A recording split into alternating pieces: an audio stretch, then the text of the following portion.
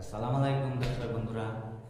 কথা হচ্ছে এই যে আমাদের সামনে একটা বড় ধরনের একটা পরব, এটা আমাদের প্রচণ্ড আমরা কিন্তু মানি প্রচণ্ড, কিন্তু সেই কারণে একটা ভিডিও আমাকে করতে হলো। কিসের জন্য? একটা হচ্ছে আমাদের যে পশু, আপনার ছাগল, ভেড়া, আমাদের বিভিন্ন রকমের সবচেয়ে আলোচনা হচ্ছে গরুটা নিয়ে। গরুটার নিয়ে আলোচনা হচ্ছে। আমাদের যে এখন মোদী সরকার আছে সেইটা হচ্ছে, আর মোদী সরকারের হিসাবে গরু আমাদের খাওয়া যাবে না, কিন্তু আমরা আমরা প্রচুর দিন থেকে দেখে আসছি গরু আমাদের দেয়া হচ্ছে কুরবানি।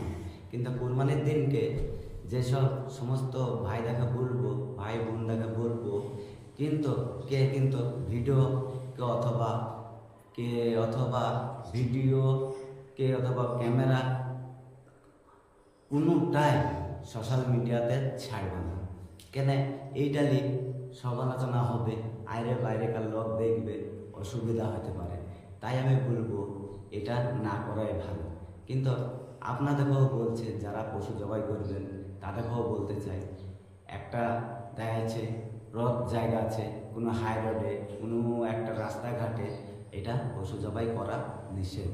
কিন্তু করলে কি প্রশাসন আছে, আছে, ব্যক্তিগত ব্যাপার আছে, অনেক আলোচনা হয়, কিন্তু এসবটা করা যাবে না।